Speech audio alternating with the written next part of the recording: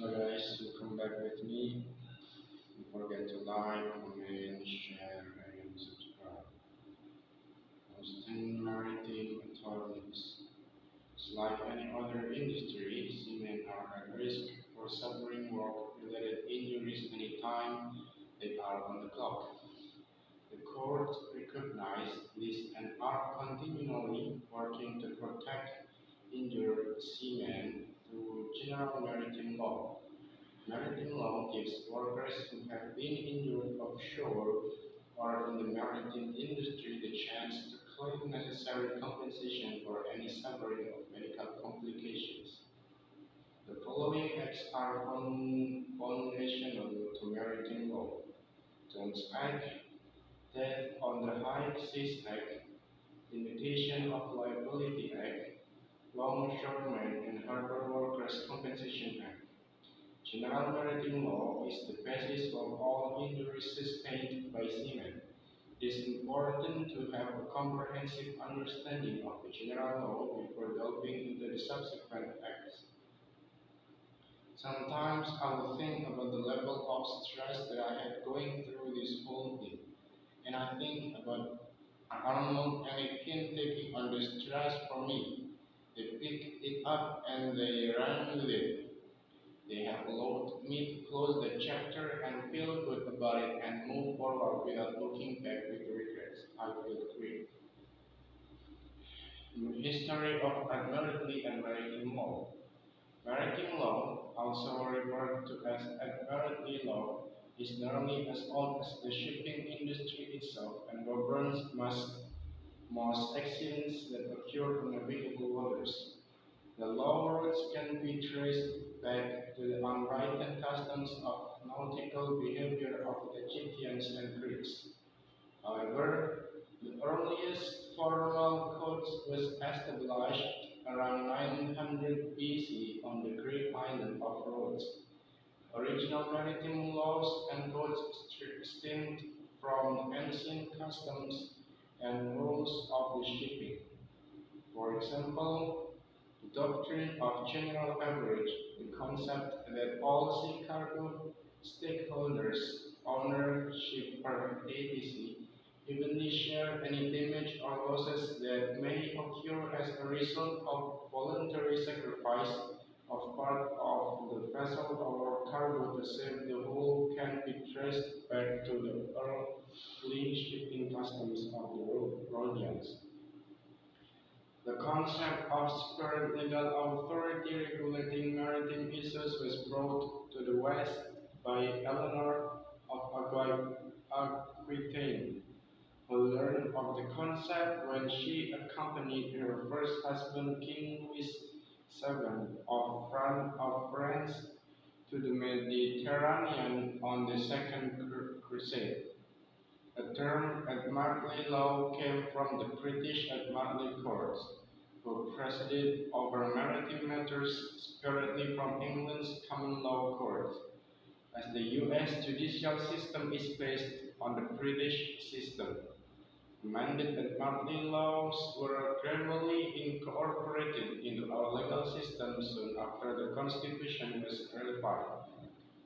Though still based on industry standards and customs, maritime law is largely found in the U.S. Constitution, treaties, and international conventions, federal statutes, the general maritime law, and other judicial decisions, administrative regulations, and customs. And does maritime law apply? Perhaps most obviously, maritime law applies to events that occur on the high seas, in other words, accidents that happen beyond the territorial waters of any country. Furthermore, maritime law applies to the territorial sea, which are waters within 20 miles of the shore. However, the law's applicability becomes less clear further inland. Early in the United States history, maritime law did not apply to incidents that occurred within the body of the country and therefore excluded incidents involving the Great Lakes and non-tidal inland waterways. However, throughout the 19th century, this exclusion eroded away. Maritime law is now applied to navigable waters. Waterway is deemed navigable if by itself or by uniting with other waters. It can serve as a continued highway over which commerce is or may be carried on with other states or foreign countries.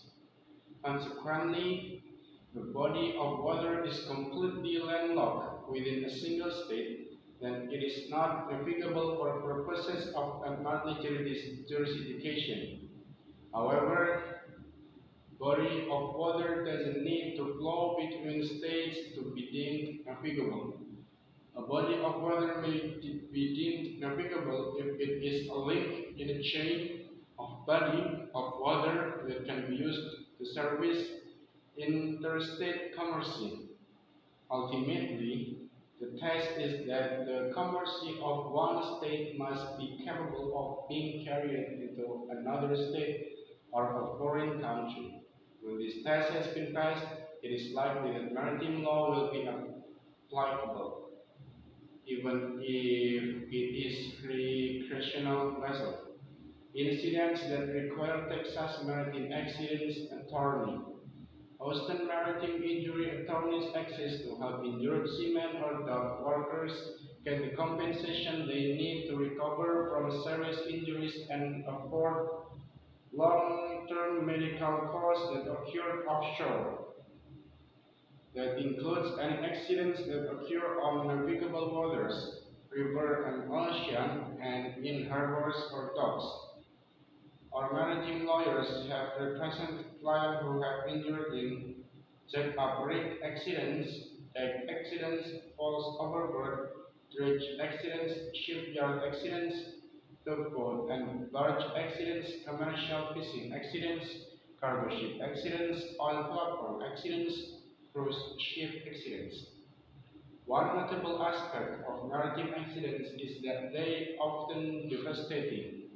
Offshore oil rig explosions cause significant damage. Vessel collisions are frequently catastrophic, and oil platforms can unfairly change the lives of workers. Maritime lawyers fight to help workers recover the compensation they deserve, whether they're suffering after a major explosion or have injuries caused by unsafe working conditions. Our maritime attorneys represent more crew members of the Deepwater Horizon and El Faro than any other law firm. We not only understand maritime law, but the practice and culture of maritime employers. Speak with us to discuss your case so we can go over your legal and financial options. Maybe that's all from me. Thank you for watching. Don't forget to like, comment, share, and subscribe.